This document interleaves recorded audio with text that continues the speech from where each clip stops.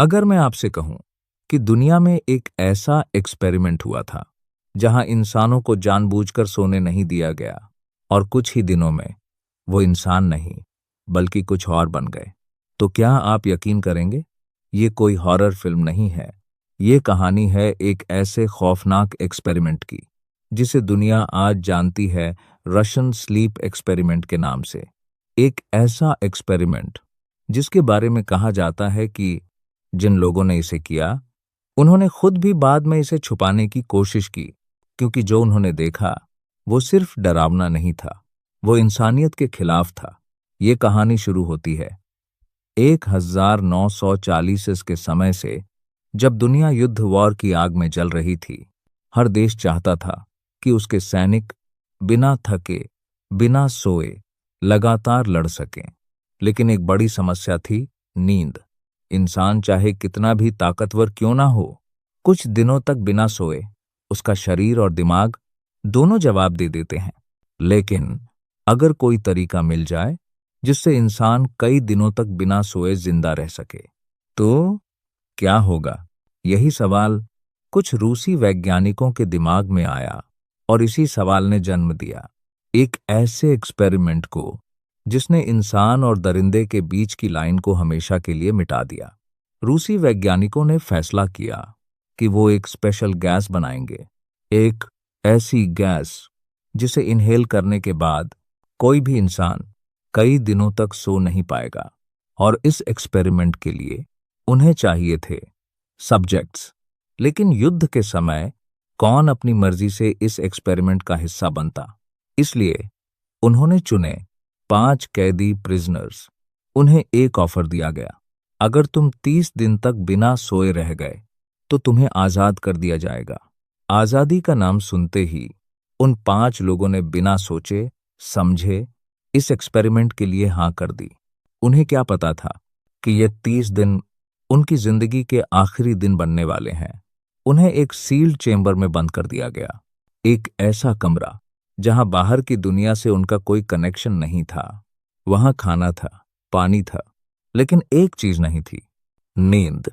क्योंकि उस कमरे में धीरे धीरे छोड़ी जा रही थी वही खतरनाक गैस जो उन्हें सोने ही नहीं देती थी।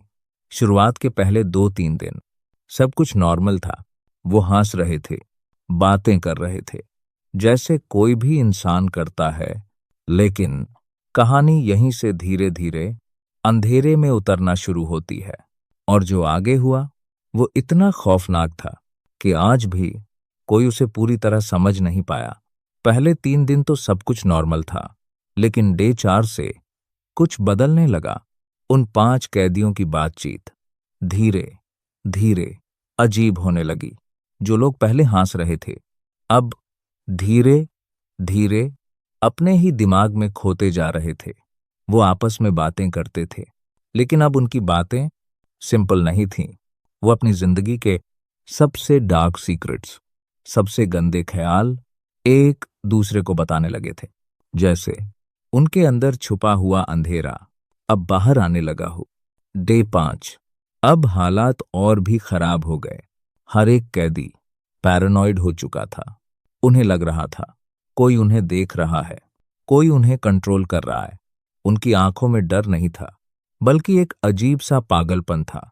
और फिर अचानक एक कैदी जोर जोर से चीखने लगा, इतनी जोर से जैसे उसकी आत्मा फट रही हो। वो लगातार घंटों तक चिल्लाता रहा। उसकी चीखें इतनी भयानक थीं कि बाहर बैठे साइंटिस्ट भी डर गए। लेकिन वो रुका नहीं। 1 घंटा, 2 घंटे, 3 घंटे, और फिर अचानक खामोशी। जब उन्होंने ध्यान से सुना तो पता चला उसकी आवाज हमेशा के लिए चली गई थी। वो इतना चिल्लाया था कि उसकी वोकल कॉर्ड्स फट चुकी थीं। लेकिन सबसे डरावनी बात ये नहीं थी।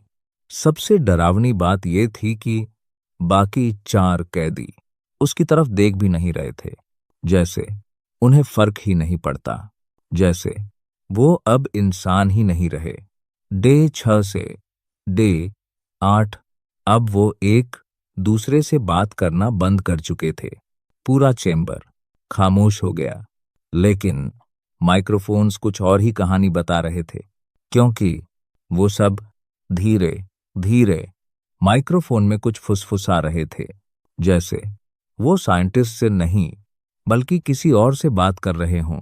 साइंटिस्ट्स को लगा शायद गैस की वजह से उनका दिमाग खराब हो रहा है, लेकिन जब उन्होंने ऑक्सीजन लेवल्स चेक किए तो पता चला सभी 5 कैदी अभी भी जिंदा थे। और फिर आया डे 9। एक और कैदी अचानक उसी तरह चीखने लगा। वो भी लगातार चिल्लाता रहा जब तक उसकी आवाज भी हमेशा के लिए खत्म नहीं हो गई। अब चेंबर में 2 लोग हमेशा के लिए चुप हो चुके थे और बाकी 3 बस अजीब सी शांति में बैठे थे।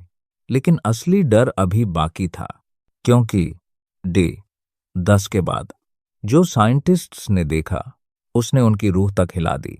डे 10 अब तक जो कुछ हो रहा था वो डरावना जरूर था, लेकिन जो अब होने वाला था वो किसी नाइटमेयर से कम नहीं था।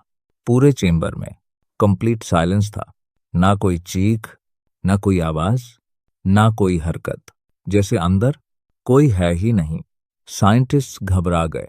उन्होंने तुरंत माइक्रोफोन्स चेक किए, लेकिन वहां भी बस हल्की हल्की स्टैटिक नॉइज थी। ऐसा लग रहा था जैसे सभी कैदी एक साथ गायब हो गए हों। लेकिन जब उन्होंने ऑक्सीजन कंजम्पशन चेक किया तो उनके होश उड़ गए, क्योंकि ऑक्सीजन यूसेज बता रहा था कि सभी 5 सब्जेक्ट्स अभी भी जिंदा थे। और सिर्फ जिंदा ही नहीं, उनका ऑक्सीजन कंजम्पशन नॉर्मल इंसान से कई गुना ज्यादा था, जैसे वो किसी एक्सट्रीम फिजिकल एक्टिविटी में लगे हों। अब साइंटिस्ट्स डर चुके थे, लेकिन क्यूरियोसिटी डर से ज्यादा बड़ी थी। उन्होंने फैसला किया कि अब चेंबर के अंदर अनाउंसमेंट किया जाए। उन्होंने माइक ऑन किया और कहा, हम चेंबर खोलने वाले हैं। अगर तुम कोऑपरेट करोगे तो तुम्हें आजाद कर दिया जाएगा। कुछ सेकंड तक कोई जवाब, एक धीमी लेकिन साफ आवाज माइक से आई, we no longer want to be freed.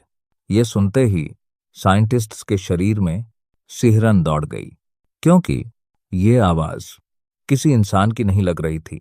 अब वो समझ चुके थे कि अंदर कुछ बहुत गलत हो चुका है, लेकिन अब बहुत देर हो चुकी थी। डे 14 आखिरकार उन्होंने चेंबर खोलने का फैसला किया।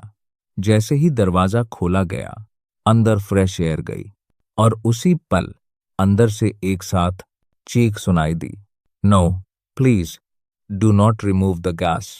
अब डर अपने पीक पर था, क्योंकि जो लोग पहले आजादी चाहते थे अब वो खुद इस चेंबर में रहना चाहते थे। लेकिन आदेश मिल चुका था, गैस सप्लाई बंद कर दी गई और सोल्जर्स को अंदर भेजा गया।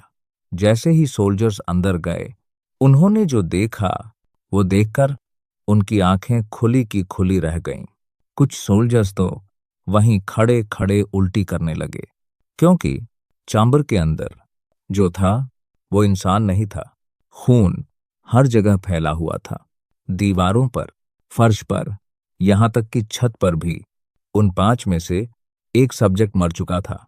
उसका शरीर इतनी बुरी हालत में था कि पहचानना मुश्किल था, और बाकी 4 वो जिंदा थे, लेकिन वो इंसान नहीं रहे थे। उनकी स्किन कई जगह से फटी हुई थी, मसल्स बाहर दिखाई दे रहे थे, और सबसे खौफनाक बात, उन्होंने खुद ही अपने शरीर को नोच नोच कर ये हालत बनाई थी। उनकी आंखों में नींद नहीं थी, डर नहीं था, बस एक पागलपन और एक भूख। लेकिन वो खाना नहीं खा रहे थे, क्योंकि उन्होंने पिछले कई दिनों से अपना ही मांस खाया था। जैसे ही सोल्जर्स ने उन 4 बचे हुए सब्जेक्ट्स को बाहर निकालने की कोशिश की, कुछ ऐसा हुआ जिसकी किसी ने कल्पना भी नहीं की थी। वो चारों अचानक वायलेंट हो गए, इतनी तेजी से, इतनी ताकत से कि ट्रेन्ड सोल्जर्स भी उन्हें संभाल नहीं पा रहे थे। एक सब्जेक्ट ने सीधे एक सोल्जर पर हमला कर दिया। उसने अपने दांतों से उसकी गर्दन पकड़ ली और उसे वहीं जिंदा ही नोच डाला। दूसरा सब्जेक्ट इतनी जोर से रेजिस्ट कर रहा था कि 4 सोल्जर्स मिलकर भी उसे पकड़ नहीं पा रहे थे। उसके शरीर में इतनी एनर्जी थी जैसे वो कई दिनों से भूखा प्यासा नहीं बल्कि किसी अजीब ताकत से भरा हुआ हो। सबसे शॉकिंग बात यह थी, उनके शरीर की हालत देखकर ऐसा लग रहा था कि वो जिंदा ही नहीं रह सकते। उनके रिब्स बाहर दिखाई दे रहे थे, स्किन फटी हुई थी, ऑर्गन्स तक दिख रहे थे, लेकिन फिर भी वो जिंदा थे और लड़ रहे थे। किसी तरह 2 सब्जेक्ट्स को काबू में किया गया और उन्हें हॉस्पिटल ले जाया गया। लेकिन हॉस्पिटल में जो हुआ वो और भी ज्यादा खौफनाक था। डॉक्टर्स ने उन्हें एनेस्थीसिया, बेहोशी की दवा देने की कोशिश की, लेकिन कोई असर ही नहीं हुआ। एक सब्जेक्ट पर बार बार एनेस्थीसिया दिया गया, लेकिन वो जागता ही रहा। उसकी आंखें पूरी तरह खुली हुई थीं और उसके चेहरे पर एक अजीब सी मुस्कान। डॉक्टर्स हैरान थे, क्योंकि नॉर्मली इतनी डोज के बाद कोई भी इंसान तुरंत बेहोश हो जाता, लेकिन ये जैसे इंसान ही नहीं था। फिर डॉक्टर्स ने उसकी सर्जरी शुरू करने का फैसला किया, क्योंकि उसके अंदरूनी ऑर्गन्स बहुत बुरी तरह डैमेज हो चुके थे। जैसे ही सर्जरी शुरू हुई, वो सब्जेक्ट जोर जोर से हंसने लगा। सोचो, एक इंसान जिसका शरीर आधा फटा हुआ है, जिस पर सर्जरी हो रही है, और वो हंस रहा है। डॉक्टर के हाथ कांपने लगे, लेकिन वो रुका नहीं, क्योंकि अगर सर्जरी नहीं होती तो वो सब्जेक्ट तुरंत मर जाता। सर्जरी के दौरान वो सब्जेक्ट बार बार एक ही बात कह रहा था, keep the gas, I must not sleep. उसे नींद से डर लग रहा था। दूसरी तरफ एक और सब्जेक्ट बार बार मर रहा था और फिर कुछ सेकंड्स बाद वापस जिंदा हो जाता था। उसका हार्ट रुक जाता था, ब्रेन सिग्नल्स खत्म हो जाते थे।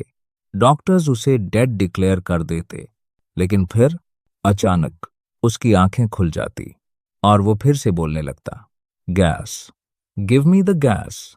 अब ये साफ हो चुका था कि ये एक्सपेरिमेंट कंट्रोल से बाहर जा चुका है, लेकिन असली डर अभी भी बाकी था, क्योंकि जो आखिरी फैसला लिया गया वो इस कहानी को हमेशा के लिए डरावना बना देता है। अब तक सब कुछ कंट्रोल से बाहर जा चुका था। साइंटिस्ट्स, डॉक्टर्स, सोल्जर्स सब डर चुके थे, क्योंकि जो उनके सामने था वो साइंस नहीं था, वो कुछ और था। अब सिर्फ 3 सब्जेक्ट्स बचे थे और ऊपर से आदेश आया, इस एक्सपेरिमेंट को तुरंत बंद किया जाए। लेकिन कुछ साइंटिस्ट अब भी ये जानना चाहते थे कि आखिर इन सब्जेक्ट्स के अंदर ऐसा क्या बदल गया है। उन्होंने एक खतरनाक फैसला लिया, उन्हें वापस चेंबर में डालते हैं और एक्सपेरिमेंट को फिर से शुरू करते हैं। यह सुनते ही एक सोल्जर, जो अब तक सब कुछ देख रहा था, उसका दिमाग पूरी तरह टूट गया। उसने तुरंत अपनी गन निकाली और एक साइंटिस्ट को वहीं गोली मार दी। कमरे में सन्नाटा छा गया, सब फ्रीज हो गए। वो सोल्जर चिल्लाया, मैं इन चीजों को वापस अंदर नहीं जाने दूंगा, ये इंसान नहीं है। लेकिन फिर भी एक आखिरी सब्जेक्ट अभी भी जिंदा था और उसे फिर से चेंबर में डालने की तैयारी हो रही थी।